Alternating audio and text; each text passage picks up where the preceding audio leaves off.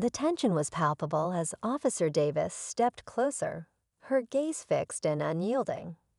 "I need to see your ID, now," she demanded, her tone firm, but there was something about the way she stood that seemed off, too assertive, too forceful. The man, clearly rattled, hesitated. He knew his rights, but there was something about the situation that felt wrong. What was supposed to be a routine encounter had quickly spiraled into something more uncomfortable. As Davis pushed further, questioning his every move, the lines between professional duty and personal power blurred. Were her actions truly justified, or had she crossed a line? And what happens when someone refuses, standing firm against an authority figure who's meant to protect, not control? This is just the beginning. Stay tuned as the situation escalates and the consequences unfold, because in moments like these, everything can change in an instant. The man, named Mark, had lived in the neighborhood for years, a place where the community knew each other by name. He'd never imagined his evening walk would lead to a confrontation like this.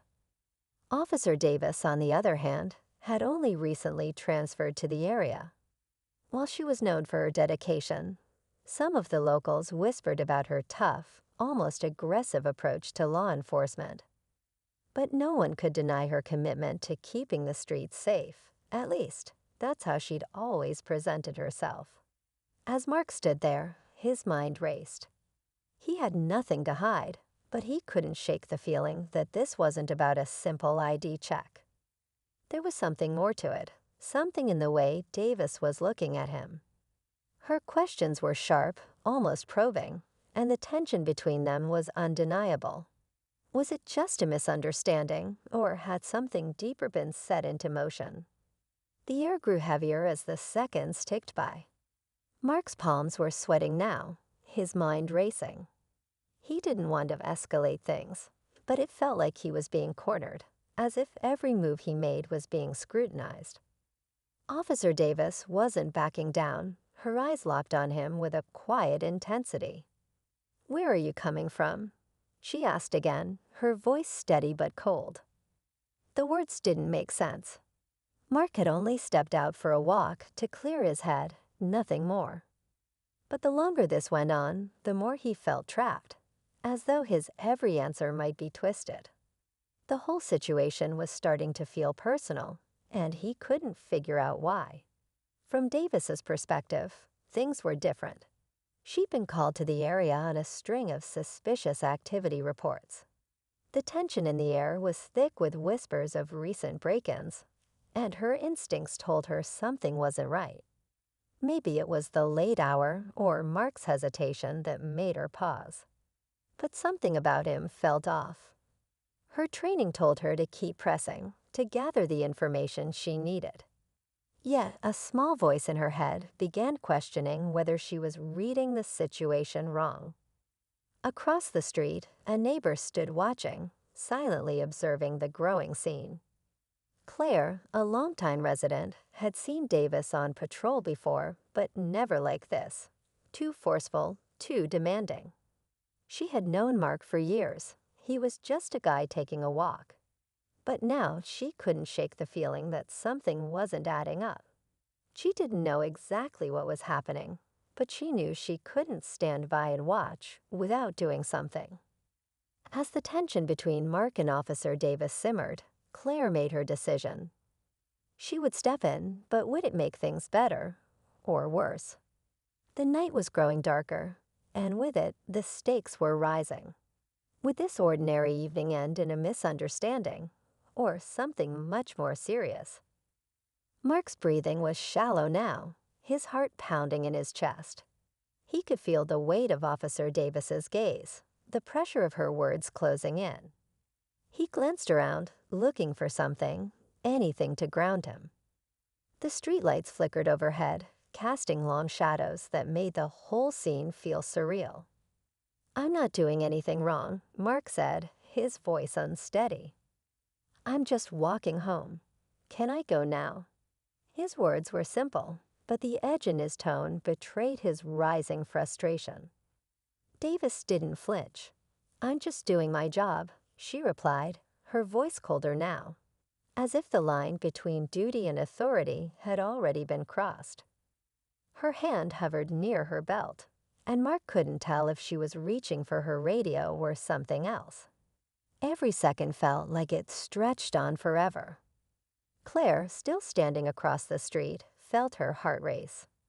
She had seen enough. This wasn't right. Mark wasn't acting suspicious. He was just a guy caught in an intense situation with someone who seemed determined to make him seem guilty. She stepped forward, her voice barely above a whisper, as she called out to Davis. "Officer, I've known him for years. He's not a threat." The tension in the air thickened instantly. Davis's eyes snapped toward Claire, her posture immediately defensive. "Stay out of this," she snapped. "You don't know what's going on." Mark's eyes flickered to Claire, torn between wanting to keep things calm and grateful for her support. But now he could see it, too, the subtle shift in Davis's expression. She wasn't just questioning him anymore. There was something more personal in her gaze, like she was looking for something that he didn't have. He didn't know what it was, but he knew it wasn't good. Davis stepped closer, her voice dropping to a near whisper. "You should have just complied." The words hit harder than Mark had expected, and for a split second, he froze. The silence between them felt suffocating, like the calm before a storm. Would Claire's intervention diffuse the situation, or was this about to spiral into something much worse? As the night stretched on, the air around them felt charged, each of them caught in a web of misunderstanding, tension, and fear. And then, just as Mark opened his mouth to respond, a sudden sound broke the silence. The screech of tires skidding across the pavement, the sharp sound of an approaching car. The screech of tires sent a jolt of adrenaline through everyone, snapping them out of the momentary standstill. Mark's heart skipped a beat as the car came into view, its headlights blinding in the night's quiet. It wasn't just any car. The vehicle came to a sharp stop just a few feet away from the scene, the engine idling ominously. Before anyone could react, the door swung open. A man in a dark hoodie stepped out, his movements quick and confident. He didn't even glance at Mark or Claire, his focus locked entirely on Officer Davis. "You're late," he said, his voice low and sharp, cutting through the tension in the air. Davis froze, her eyes narrowing as she scanned the man. There was something about his presence that felt familiar but wrong, like a piece of a puzzle that didn't quite fit. "What are you doing here?" she asked, her tone less authoritative than it had been just moments ago. The man didn't answer directly. Instead, he reached into his jacket and pulled out a small envelope. He tossed it at Davis, who caught it midair. She stared at it for a moment before tearing it open. Her eyes flickered over the contents, her face hardening with each passing second. Mark, still caught in the middle of this escalating tension, watched the exchange with confusion and unease. Claire, too, had taken a cautious step back, her instincts telling her to stay out of whatever was about to unfold. Something was shifting, rapidly, and it wasn't good. Davis looked up from the envelope, her jaw tightening. She glanced at Mark, then back at the man in the hoodie. "This isn't over," she muttered under her breath, almost as if speaking to herself. The man gave a short, curt nod and walked back to his car without another word. The screech of the tires echoed once more as he sped off into the night. For a moment, the street was silent again, too silent, as if the air itself was holding its breath. Mark could feel the weight of the envelope in Davis's hand, though he didn't know what was inside it. But whatever it was, it had just changed everything. Davis's eyes were darker now, and her posture was different, more guarded, like a person who'd just been reminded of something she had tried to forget. The question hung in the air. What was in that envelope? And why had the man in the hoodie come at all? Mark's pulse quickened, his body tense. This wasn't just about an ID check anymore. Something much bigger was unfolding, and he had no idea how deep it ran. The air felt thick, heavier now, as if the world had paused for just a moment, waiting for something to break.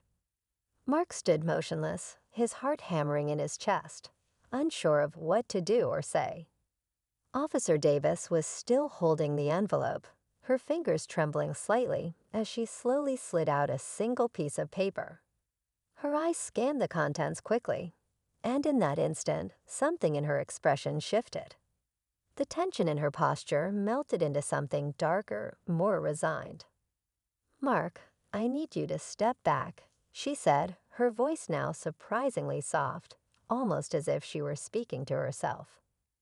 Mark was about to protest, but Claire, still standing by, placed a hand on his shoulder, urging him to stay quiet.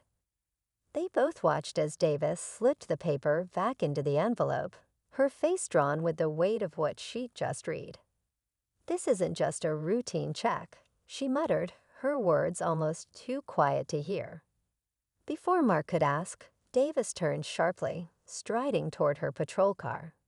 He didn't understand what had just happened, what had changed so quickly.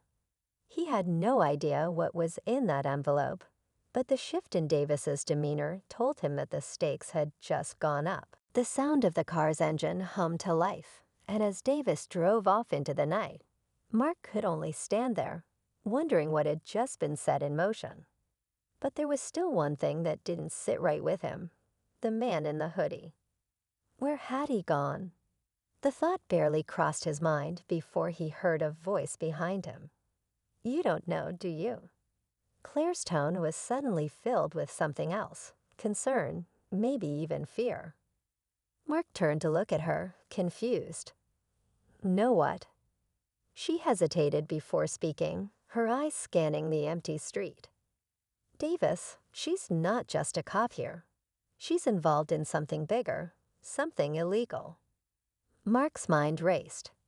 He wanted to dismiss it, but there was something in Claire's voice, in the way she was looking at him, that made him pause. It didn't make sense. She couldn't be right. But just then, his phone buzzed in his pocket. He pulled it out, his fingers trembling as he unlocked the screen. There was a new message from an unknown number. The text was short, to the point. Asterisk, she's on the take. Watch your back. Asterisk. Mark's stomach dropped. The words felt like a punch to the gut. Who had sent this? How did they know? Before he could process any of it, the sound of a distant siren grew louder in the night, and the realization hit him. Everything had just changed. He wasn't just a man caught in a routine stop anymore. He was caught in the middle of something much more dangerous than he had ever imagined.